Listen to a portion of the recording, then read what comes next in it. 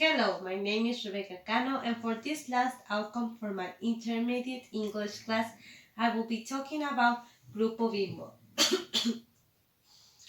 Now, these are the results of my brainstorming session, in which I concluded that I will look up investor presentation and annual reports. This because said articles cover up a lot of information about Bimbo across the world, but because it might be biased coming from the company itself, I also decided that I will look up for employees' reviews and such in that way I might have come to a more realistic conclusion. Now, overseas business. The common strategy that Bimbo has applied to gain renowned fame over the four continents are that first acquiring a local branch on each country that wants to start in, then building a plan of Bimbo itself, and finally, third step, fully establishing the Bimbo image on each country.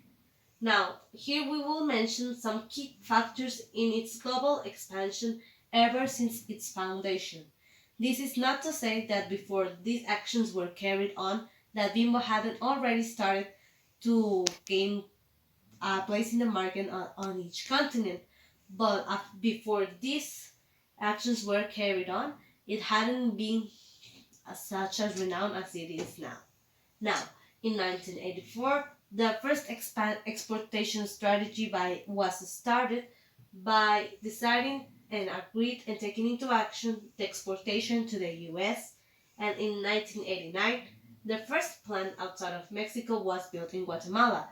As we can see, Bimbo might have been scared at the time to start growing on places that were far away, such as Europe and Asia, and due to the closeness, US and Guatemala were more attractive locations.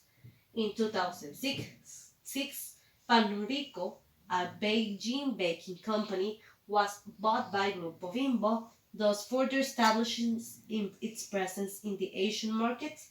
In 2011, among other acquisitions, Bimbo Imperio was acquired and taken over by the company, and in 2014, Canada Bread, a company operating both in Canada and the UK, was acquired by Bimbo and further establishing its presence on said countries.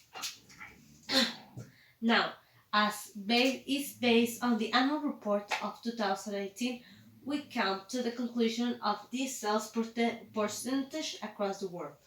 The biggest share is possessed by North America, US mostly, of 50%, following up by Mexico with 31%, then by Latin America by 10%, and Europe, Asia, and Africa share a common percentage of 9%. Ever since 1984, as was stated before, brands in different countries are being acquired by Bimbo as part of its global expansion. As of today, Bimbo owns 42 branches in the US, 28 in Mexico, 29 in Central America, 25 in South Africa, 3 in China, 22 among Europe, Africa, and Asia, 18 in Canada, and 7 in Brazil.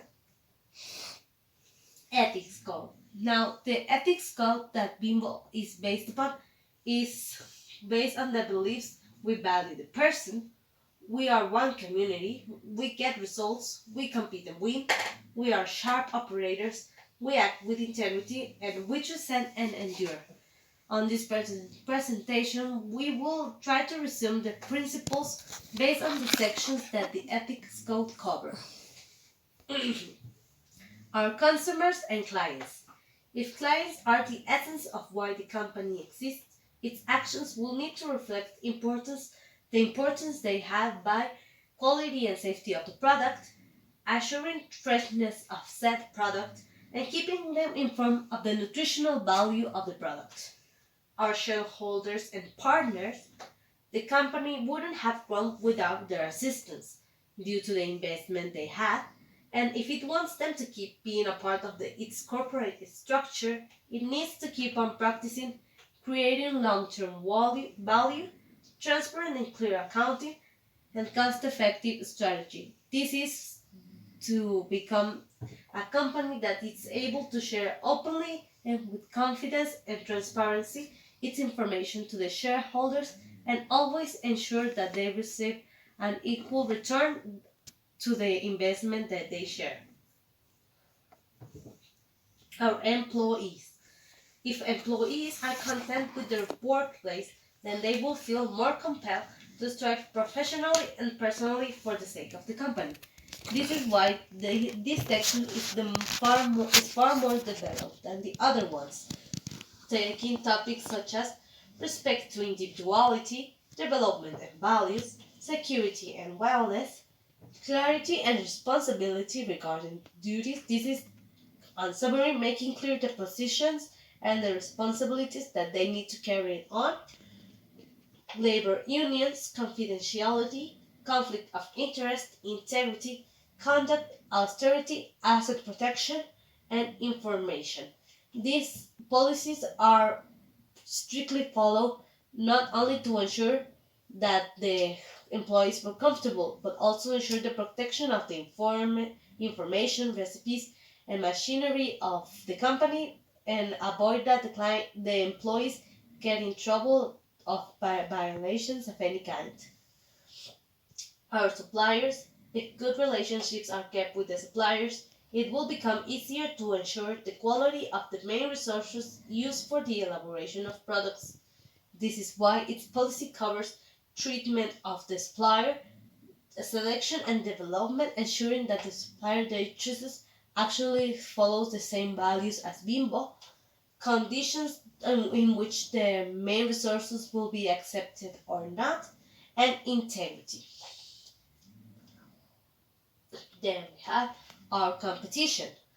If the company creates and perseveres on competing in a safe environment, its integrity wouldn't need to be questioned on any scenario.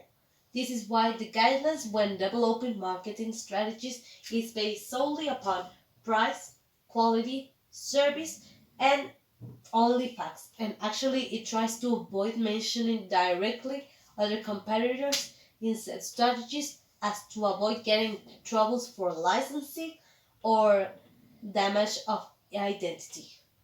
Finally, government, if we remain informed about the laws of each country, there wouldn't be opportunities to get involved in violations of any kind.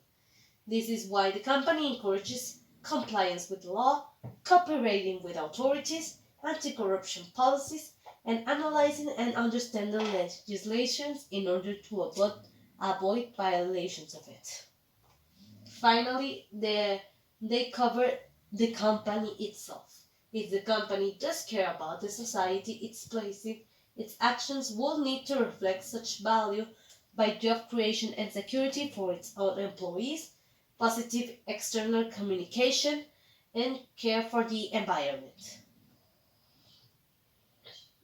Diversity.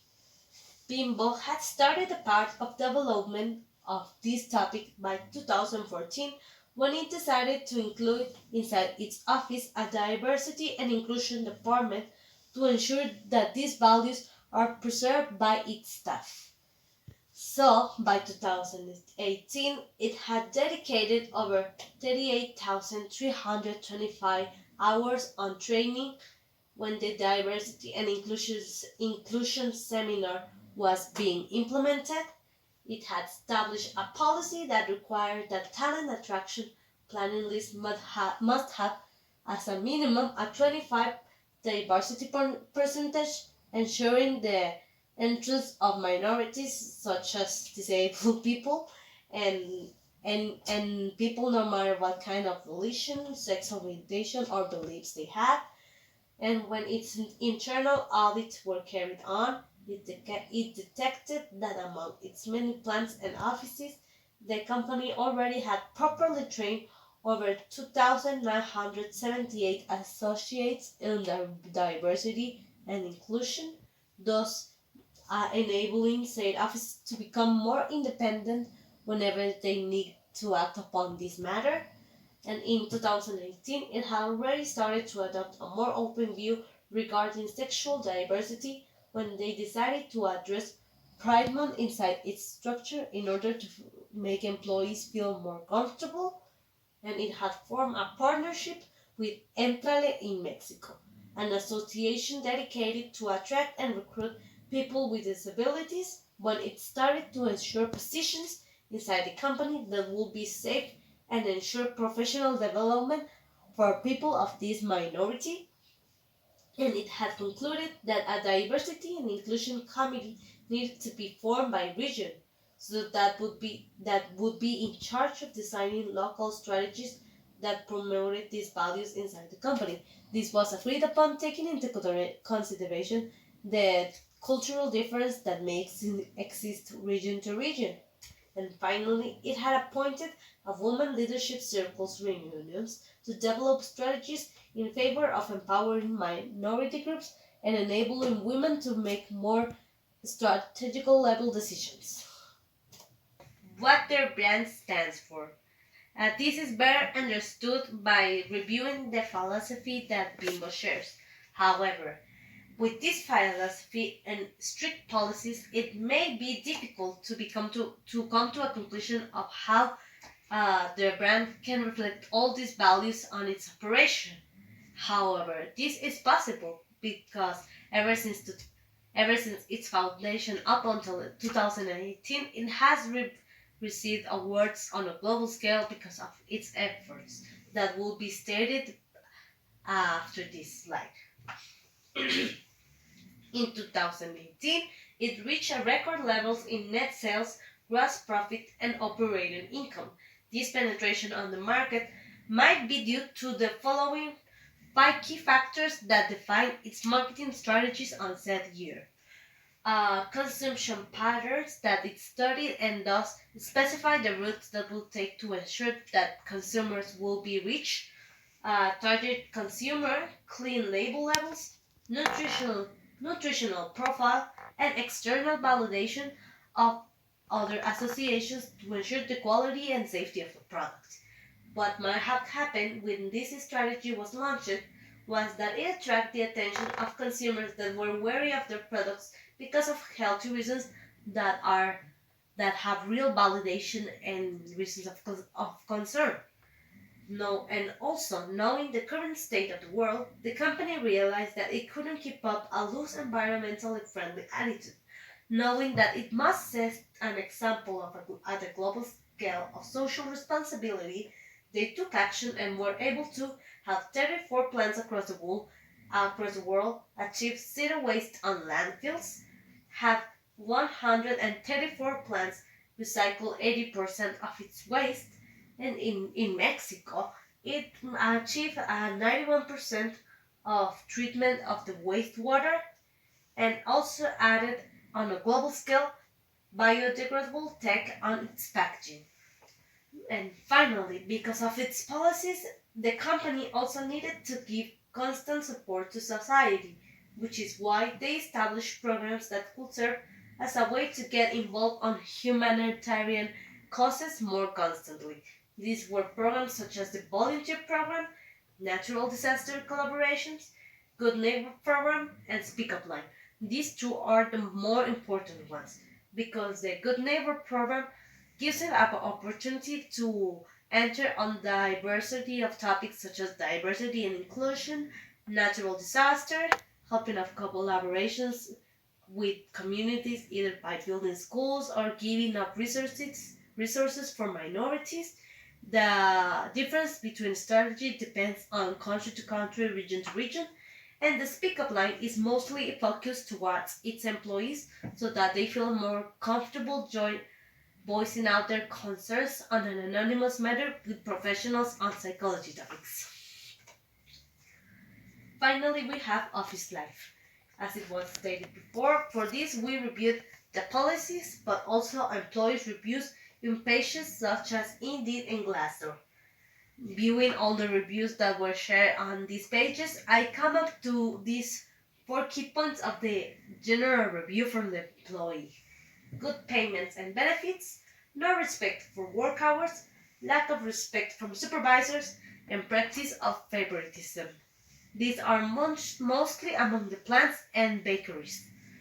So why this happen when they have such strict policies that are meant to fight this kind of treatments? These are the conclusions that I came up with. It could be that the amount of pressure on the supervisors from the headquarters could have been a factor that made them lose empathy towards its employees, and also by trying to practice diversity and inclusion, it may be that the supervisors got confused and thought that minorities were naturally entitled to get better benefits than regular employees. This is not a problem only with Bimbo, this happened with many companies that don't really know how to keep a line between favoritism and equality. And also knowing the goals that the company sets for its branches, the plants must feel as if they can have delays on production and thus forces its employees to work longer hours without a proper redistribution of salary and compensation. And because the company is aware of these abuses, it may have been trying to compensate it with benefits, but it seems that in the long run, they're not enough because all this pressure and added up of work doesn't really it isn't really reflected on the gratitude of the supervisors. And finally, the focus that it's put on the training, either on the diversity and inclusion seminars and the good being wellness that tries to employ in order to allow its employees to learn about how to carry on with a better life and work balance.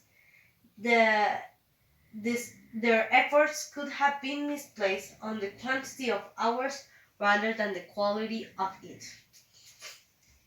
Now, these are important things that must be addressed by Bimbo itself because they affect how people that want to work there view them, and thus, in the long run, it can also affect its production.